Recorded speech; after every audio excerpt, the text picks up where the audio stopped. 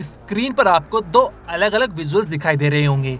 एक तरफ दो चोर मंदिर से कुछ सामान चुराते नजर आ रहे हैं और दूसरी तरफ आप बहुत सारे लाल कलर के रजिस्टर देख रहे होंगे जिनको बोलचाल की भाषा में बही खाता कहा जाता है। अब ये बही खाता इन चोरों के पास से मिले हैं, जिसके बाद ये सवाल उठ रहे हैं कि चोरों के पास बही खाता का क्या काम? क्या चोर इसमें चोरी का हिसाब किताब रखते हैं कि किस जगह से कितनी चोरी की गई, या इन बही खातों में कुछ ऐसा लिखा हुआ है जिसे पढ़कर ये चोरी की वारदात को अंजाम देते हैं, या फिर ये लुटेरों की सीक्रेट किताब है जिससे उन्हें पता चल जाता है कि किस दिन किसका घर खाली है। लेकिन एक बात तो साफ है कि इन बही खातों में जरूर चोरों से जुड़ा कुछ लिखा हुआ है, क्योंकि पुलिस ने इन बही खातों से ही चोरी की गुत्थी सुलझाई। बही खातों की गुत्थी को समझने से पहले आप ही देखिए कि कैसे लुटेरों ने चोरी की वारदात को अंजाम दिया। यहाँ पर आपको मुंह पर कपड़ा लपेटे एक आदमी हनुमान जी की मूर्ति के पास दिखाई दे रहा होगा। फिर ये गदा सहित दो आइटम उठाता है और अपने साथी को ले जाने के लिए बुलाता है। फिर ये बाहर निकल जाता है तो वहीं दूसरा आदमी अब मूर्ति के पास आ जाता है और अंदर से महंगे महंगे आइटम अपने साथी को पकड़ाता है। गदा, मूर्ति पर लगा ताज, मतलब जितने भी महंगे महंगे आइटम हनुमान जी की मूर्ति के पास थे वो सब इन चोरों ने चोरी कर लिए। और ये कोई साधारण मंदिर नहीं है, बल्कि ये मंदिर बड़ा फेमस हनुमान टेकरी मंदिर है, जो कि मध्य प्रदेश के गुना में प्राचीन काल से बना हुआ है। आप विजुअल्स में देख सकते हैं कि कितनी जमीन में ये मंदिर बना हुआ है। साथ ही देख सकते हैं कि लोगों की आवाजाही भी लगी हुई है। अब सवाल उठता है कि कैसे चोरों ने इतने मशहूर मंदिर में चोरी की वारदात को अंजाम दे दिया, जहां तमाम सिक्योरिटी भी है। जरूर इसके पीछे उन बही खातों में छिपा कोई राज है।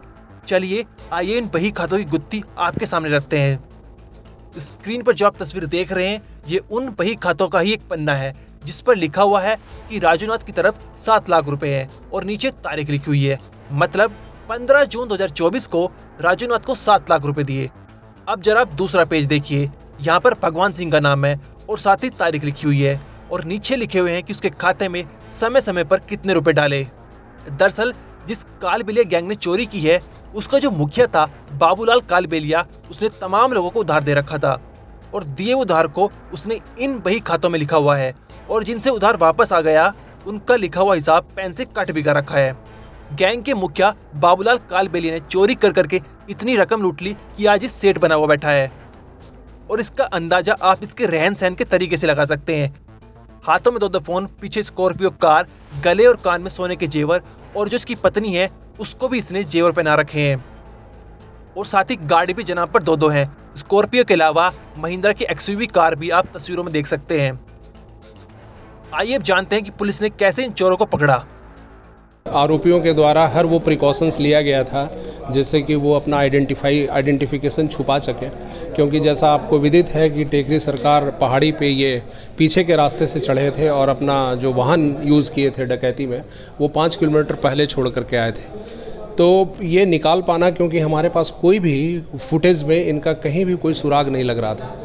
एक बहुत दूर, वहाँ से करीब 15 किलोमीटर दूर एक प्राइवेट व्यक्ति के घर पे एक 6 सेकंड का वीडियो फुटेज हमको मिला, जिस पे हम लोगों ने उसको आगे करीब 150 किलोमीटर तक ट्रैक किया उसको और आइडेंटिफाई किए कि ये वही लोग हैं जो उस डकैती में शामिल थे। और चूँकि टाइमिंग भी वो मेल खा रहा था, ये 3 बजे की घटना है और 3 बजे से 4 बजे के बाद ये शुरू हुआ, जो अंततः जाकर के 8:30 बजे ख़त्म हुआ। करीब 4 साढ़े 4 घंटे का पूरा जो लीड था उससे हम लोग इनके गांव पहुंच गए। और पहुंचने के बाद हम लोग ने अनुमान लगाया कि अगर पुलिस दबिश देती है तो पुलिस दबिश देने के उपरांत ये भाग जाएंगे और भागने के बाद इनको ढूंढना बहुत ही मुश्किल हो जाएगा। तो हमारी एक टीम, एडवांस टीम सर्वे, आर्थिक सर्वे की, आप जा कर के जो सरकारी योजनाओं को लाभ इनको मिल रहा है कि नहीं मिल रहा है, वो एक क्वेश्चनायर तैयार किया गया और क्वेश्चनायर पे इनसे प्रश्न पूछने थे। लेकिन ये चूँकि शातिर हैं, पहले भी कई अपराध कर चुके हैं और बातचीत से इनको अंदाज़ा हो गया कि पुलिस हम तक पहुंच गई है। और लेकिन इनके जो हमारी टीम के बाद जो इनका रिस्पांस था और जिस तरीके से बात व्यवहार किए और उसके कुछ देर बाद ही वहाँ से पूरे परिवार निकल गए, तो हमारा जो शंका था, संदेह था, वो यकीन में बदल गया। आपको बता दें 24 अगस्त की रात को चोरों ने हनुमान टेकरी मंदिर में डकैती की वारदात को अंजाम दिया था, जिसमें राजस्थान के एक ज्वेलर समेत कालबेलिया गैंग के 8 सदस्य नामजद आरोपी बनाए गए थे। आरोपियों में से 3 लोगों को गिरफ्तार किया जा चुका है। इन आरोपी पर 30,000 रुपए का इनाम घोषित था। पुलिस को गैंग के मुख्य सरगना बाबूलाल कालबेलिया के पास से 2 दर्जन लाल किताब मिली है। इन लाल किताबों में बड़े लेन देन का हिसाब किताब दर्ज है। साथ ही किताबों में कई मोबाइल नंबर भी लिखे हुए हैं, जिनकी जांच में पुलिस जुटी हुई है। पुलिस ने जब बदमाशों को रिमांड पर लिया तो पूरे मामले का खुलासा हुआ। कालबेलिया गैंग के बदमाश इतने शातिर हैं कि आज तक किसी भी मामले में इनकी गिरफ्तारी नहीं हो पाई थी।